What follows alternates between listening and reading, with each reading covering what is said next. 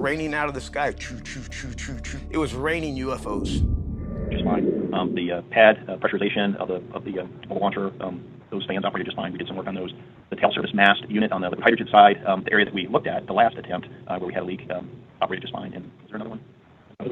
The other big one is the team learned a lot from cryo loading operations during the first 3 wet dresses, and they went off and put together a breeding strategy to get us to a successful load yesterday. Yep, so we clearly got into the loading operations and through that as well as detank, so all that was fine. Do you have anything else to add on the I'll just say that it's, this process has been, it's all about incremental learning and incorporating that into your approach going forward. And so we saw some ground, as Mike discussed, right, some issues with the GN2 supply and some of the other things, and those were all corrected and worked great. We didn't see any issues. We had a couple of things with our loading con-ops that we updated, and yesterday during the LO2 and LH2 loading of core stage, which is where we got our experience in wet dress number 3, and we found some things that we needed to go and improve and enhance. And yesterday it was really smooth running through those operations, and it almost seemed, routine. And so I think, to me, that's a testament in learning, incorporating what you learn and being ready for that next time. Yeah, absolutely. And we talked previously about a lessons learned culture, and this is a sign of a healthy lessons learned culture. You go off, you address it, you roll it back into your plans, and that the evidence from the prior wet dress attempts and the outcome from yesterday is clear evidence of that.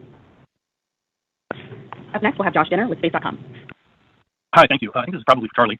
Was the valve controller issue in the gaseous nitrogen early yesterday, was that component part of the recent upgrades, or was that part of pre-existing infrastructure? So it was not part of the upgrades that happened at the offsite plant. This valve that we had an issue with was actually with the controller. It's in our compressor converter facility yard, our valve yard, and we had an issue with one of the legs that supplies GN2, and again, it was the controller associated with that. The team identified it, and we were able to go in and had a spare part and got that part changed out, and it ended up fitting within the existing work that we had as we worked through our timeline to get into tanking. So it was not part of the original problem. It was used in the testing that we did, where we flowed GN2 all the way out to the pad and verified the flow, the pressures, and the timelines. The same system was used as part of that test. This guy's did a great job getting out there and fixing it quickly, too. Thank you. Next, we'll have Lauren Brush with The Verge. Hi, thank you so much. I may have missed it earlier after Jeff's question, but I'm wondering if you can be a little more explicit about some of those objectives you didn't actually achieve by not getting down to T-minus 9 seconds. You discussed the objectives that you did meet, but I'm just wondering if you can give a clear example of an objective that wasn't that. Was it simply that scrub recycle attempt, or were there others that you can give a little more details about? Thanks.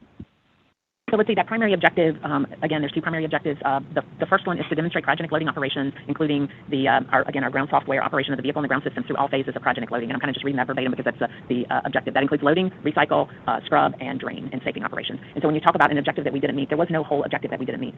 You can dissect that objective into pieces, and there are elements within terminal count that we did not get to verify, and that was primarily the bleed flow. That was the element within terminal count. But we did get into terminal count, as we described. We had a number of dynamic events with the flight hardware and with the ground software and the flight software that we were able to verify. So there wasn't an objective. I would say that the majority of our objectives were met. There were maybe small pieces within that one primary objective that we came up a little short on. Yeah, just ask, and Charlie and Duncan, we did a bleed flow. It's not us. So we don't have a bleed flow through these engines. So the problem is we knew going into this that because of the leak we got to change to the QD that we wouldn't get able to get. We knew that up front, and as we went into this part of the terminal count, we knew that would trip us. But I'm confident that the bleed flow works, and we just need to figure out what's going on with QD. The flight software is great at firing up the engines and taking them through an 8-minute flight simulator there. So we've got a lot of really tremendous data on this vehicle, this core stage, these engines, all this stuff works. The only thing we didn't, and we intentionally knew we weren't going to get there, was we weren't able to initiate the bleed flow because we were seeing the performance with QD. John, correct me on that one. I think that's where we're at. Now, the one, yeah, you're right. On the bleed flow, let me just comment on that. We did use this QD and this orange QD, did the bleed flow, and had a successful 8-minute 20-second firing after conditioning those engines at green run. So obviously we have used it before, and again, this is part of the price you pay when you have a hydrogen system. That you're a little bit prone to leak, and you got to fix those things, and we will. And this is the same design. We didn't change anything from what we used at green run, so that's fine. I will go ahead and point out one of the objectives for me personally that we didn't reach, since there's that question out there, is we do have some heritage hardware that we're using some APUs for the booster that I would like to see fire that have hydrogen in them. This is not something that I'm really worried about as a flight risk. Again, if it doesn't perform right, if it doesn't spin up correctly during that last bit of the count, then that would be stopped by software. But it is risk mitigation to a successful launch to see that heritage hardware perform properly. And so, if you're looking for one thing, Tom, that I can get on my list. John's right. That when we were at Stennis, we didn't have the boosters attached to the core stage, and so we demonstrated the flight software could control core stage and engine start sequence, which is kind of complicated, which was super cool to watch them do that.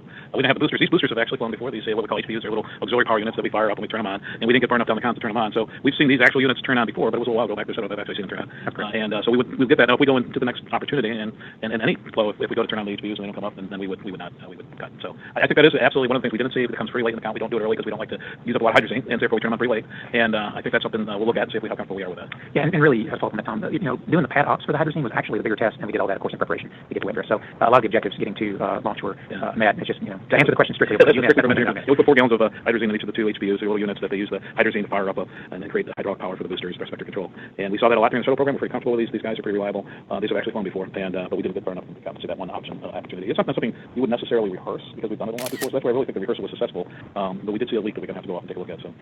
Yeah, I think you and John covered it. And when we talk about that first big objective, there's a lot rolled in under that. I mean, we talk about all the phases of loading and terminal count. So you have to go through and look at all of those things in terminal count and evaluate what you got and what you didn't. So when I say we largely met that objective, I think we did. But it's not 100%. There are a few things, and we'll go collect those up and go look at what those things are that we're missing. And there were a couple of them.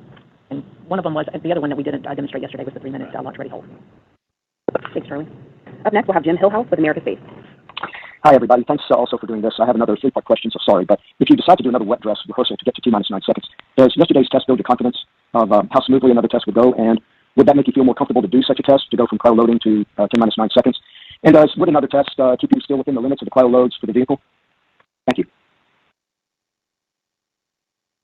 Let's see, I'll take the first part of that. I would say that anytime you get a chance to do something and you have a chance to learn, incorporate those lessons and do it again, there's undoubtedly benefit in that. So certainly we'll take the lessons from yesterday. We saw the difference between a wet dress 3 and a wet dress 4 for the loading con-ops and how smooth that went for core stage. And we'll take all the data from yesterday and we'll roll that into the next time we load this vehicle. And I'm certain that it'll be just as smooth as the core stage went yesterday. And that's the benefit of learning and incorporating that data going forward. John, I don't know if you want to add on the tank cycle. Yeah, we watch the cycles closely in a couple of ways, but the one that's most important is the cryo pressurization cycles we got left. And so right now we've got 19 left, so plenty of margin. Thank you. Next, we'll have Ken Kramer with Space Up Close. Oh, hi. Thank you for taking my question and doing this, and congratulations on great effort and responding so quickly to the actions you had to do yesterday. My question is about the launch window and about whether you prefer, whenever you do launch this. Welcome, and thank you for standing by. All participants are in a listen-only mode until the question and answer session of today's call. At that time, you may press star 1 to ask a question. Today's call is being recorded. If you have any objections, you may disconnect at this time. It is my pleasure to turn the call over to your moderator, Catherine Hamilton. You may now begin, ma'am. Thank you, and good morning. I'm Catherine Hamilton with NASA's Office of Communications. Teams conducted a wet dress rehearsal Monday, June 20th at NASA's Kennedy Space Center in Florida to validate the timelines and procedures for launch, including loading propellant into the rocket tank, performing the launch countdown through the handover to the automated launch sequencer, and draining the tank. NASA has reviewed the data from the rehearsal and determined that the testing campaign is complete. The rehearsal is the final major test needed before launch, and now the agency will roll the SLS and Orion back to the vehicle assembly building next week to prepare the rocket and spacecraft for their next flight test, or their flight test. Here to talk with us about the path ahead are Tom Whitmire, Deputy Associate Administrator for Common Exploration Systems Development at NASA headquarters, Phil Weber, Senior Technical Integration Manager with Exploration Ground Systems Program at Kennedy, John Blevins, Chief Engineer for Space Launch System Program at NASA's Marshall Space Flight Center, and Cliff Planham, Senior Vehicle Operations Manager, Exploration Ground Systems Program at NASA at Kennedy. After a few brief opening comments from each of our speakers, we'll take your questions. So first we'll go with Tom Whitmire. Okay, thank you, Catherine. First of all, yes, on Monday we had a wet dress rehearsal, and as you know, Tuesday we had a chance to talk to you early on about our initial thoughts coming out of that test. Since that time, we've had Charlie and a lot of folks at the Kennedy Space Center have had a number of people looking at very specific data from the test and the results of the testing, the parameters that we got. And then we had a meeting to discuss that. We had a lot of folks involved in that meeting. And at this point, we've determined that we've successfully completed the evaluations and the work that we intended to complete for the dress rehearsal. As a reminder, this is one of many tests that we've conducted at the KSA, as well as tests that we've done at Stennis and earlier tested like in our umbilical test facilities. And it's something that we're building knowledge of incrementally over time. So when you look at each of these activities, you have to kind of also compare them to other activities that we've done. And for example, for the wet dress rehearsal, we knew that we would never actually turn on the engines or start up the rocket, and therefore it was designed really to rehearse things like the loading operations and the detanking operations, and really took a look across all of our sites to make sure that people had the right information and working together. We'll get some of the details of what we talked about, a little bit more information from Tuesday. Phil's going to be able to provide you some more details of the data we collected and what came out of that. John will help out with that as well. And then Cliff later on, he's our flow director. So on the conclusion of completing the wet dress rehearsal, I basically told Cliff to get ready that his job would be to prepare the vehicle for launch. And so when we get back to the VAB, Cliff will tell you what he's going to do that. We'll talk a little bit about the quick disconnect leak. Well, Phil has actually a very strong background in that area. He'll be able to talk to you about that. But we think overall we got really good data from the wet dress rehearsal. We've had a number of opportunities to do this. The team has really become proficient in how to actually handle the vehicle and work together. And we're hoping that this put us in a position when we get ready to attempt launch opportunities.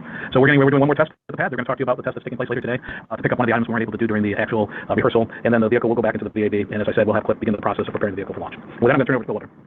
Okay, good morning. Can you hear me okay? Yep. Okay, very good. So yeah, my name's Phil Weber, and I'm not Charlie Blackwell Thompson. Charlie's the launch director. She sits up in the front of the room, and she is the one that's really in charge of the